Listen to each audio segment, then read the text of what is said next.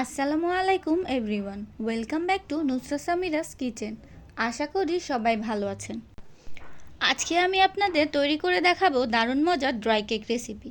আর এই কেকগুলো আমি সম্পূর্ণ চুলায় বেক করেছি। সকাল বা বিকেলে চায়ের সাথে বাচ্চাদের টিফিনে মেহমান আসলে যে কোনো সময়ই পরিবেশন করতে পারবেন। আর চাইলে বেশি করে বানিয়ে রেখে অনেক দিন পর্যন্ত সংরক্ষণ করে রাখতে পারবেন। তাহলে চলুন শুরু করা যাক। প্রথমে শুকনো উপকরণগুলো চেলে নেব। তার জন্য নিয়ে নিলাম 1 কাপ পরিমাণ আটা। আপনারা চাইলে ময়দাও ব্যবহার করতে পারেন। এবার দিয়ে দেব 1 চা চামচ পরিমাণ বেকিং পাউডার, আর সাথে দিয়ে দেব স্বাদমতো লবণ। লবণ দেওয়ার ফলে টেস্টটা ব্যালেন্সে আসবে। আপনারা চাইলে লবণটা নাও দিতে পারেন। এবার সবগুলো উপকরণ একটু চেলে নেব। ভালো করে চেলে নেওয়া হয়ে গেলে এখন একটি স্প্যাচুলা দিয়ে সবগুলো উপকরণ মিশিয়ে নেব। মেশানো হয়ে গেলে এখন এই উপকরণগুলো রেখে দেব এক সাইডে। এবার একটি মিক্সিং বোলে নিয়ে নিলাম রুম টেম্পারেচারে থাকা 2টি ডিম। এবার ডিমের কুসুমগুলো আলাদা করে তুলে রাখব। একটি ইলেকট্রিক বিটার দিয়ে বিট করে নেব ফোম না হওয়া পর্যন্ত।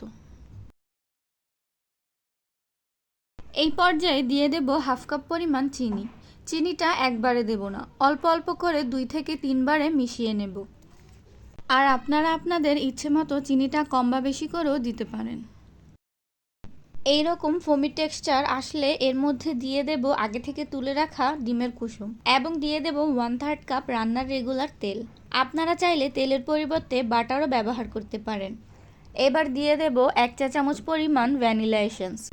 এখন অল্প কিছুক্ষণ বিট করে মিশিয়ে নেব।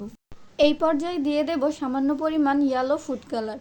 দোকানের মতো কালার আসার জন্য ফুড কালারটা ব্যবহার করেছি, আপনারা চাইলে স্কিপ করতে পারেন। এই পর্যায়ে ব্যাটারটা রেডি হয়ে গেছে। এখন এখানে শুকনো উপকরণগুলো মিশিয়ে নেব।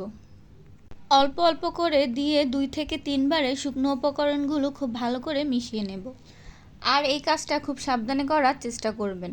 যদি তাড়াহুড়া করেন বা বেশি জোরে করেন তাহলে ফোমটা নষ্ট হয়ে যাবে। তাই খুব আলতো হাতে এইভাবে ঘুরিয়ে ঘুরিয়ে ব্যাটারটা মিশিয়ে নেবেন, যাতে ফোমটা ভেঙে না যায়। সম্পূর্ণ মেশানো হয়ে গেলে ব্যাটারটা এখন মোল্ডে ঢেলে দেব। আমি আজকে 6 ইঞ্চি সাইজের একটি স্কয়ার মোল্ড ব্যবহার করছি। আপনারা চাইলে রাউন্ড মোল্ড বা পাউন্ড মোল্ডও ব্যবহার করতে পারেন। এখন মোল্ডে সামান্য তেল ব্রাশ করে এর উপর একটি কাগজ বিছিয়ে দেব আর ব্যাটারগুলো সম্পূর্ণ ঢেলে দেব। সম্পূর্ণ ব্যাটার ঢালা হয়ে গেলে একটি টুথপিক দিয়ে সমানভাবে চারপাশে সেট করে দেব। এর ফলে ব্যাটারের ভেতরে বাবলগুলো বের হয়ে যাবে। এবার মোল্ডটাকে 2 থেকে 3 বার ট্যাপ করে নেব। অন্যদিকে চুলায় একটি হাঁড়ি বসিয়ে 10 মিনিটের জন্য প্রিহিট করে নেব। আর অবশ্যই ঢাকনায় যদি কোনো ছিদ্র থাকে তা বন্ধ করে দিতে হবে।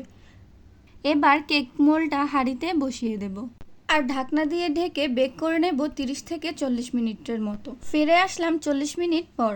কেকটা সম্পূর্ণ বেক হয়েছে কিনা বোঝার জন্য একটি টুথপিক দিয়ে চেক করে নিতে হবে। টুথপিকটা এইরকম পরিষ্কার বের হলে বুঝবেন কেকটা বেক হয়ে গেছে।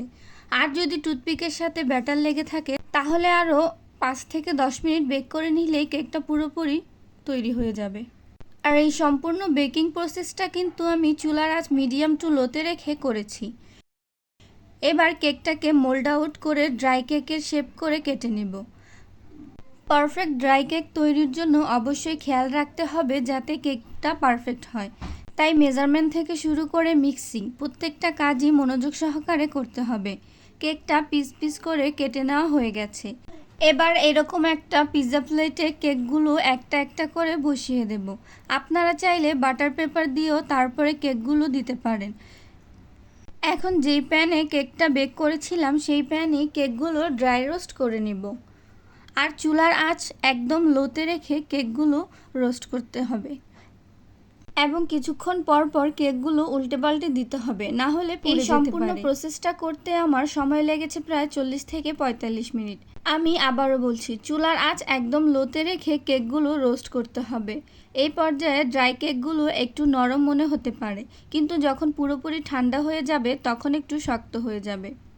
ঠান্ডা হওয়ার পরে দেখুন ড্রাই কেকগুলো কতটা মুচমুচে হয়েছে, একদম দোকানের মতো। আর টেস্টও অসম্ভব মজার। যে কোনো এয়ারটাইট বক্সে এই ড্রাই কেকগুলো প্রায় 1 মাসের মতো সংরক্ষণ করে রাখতে পারবেন। আর যখন ইচ্ছে 1 কাপ চায়ের সাথে বা এমনি এমনি কেকগুলো খেয়ে নিতে পারবেন। তাই দেরি না করে আমার রেসিপিটাই ফলো করে ঘরে তৈরি করে ফেলুন মজাদার ড্রাই কেক।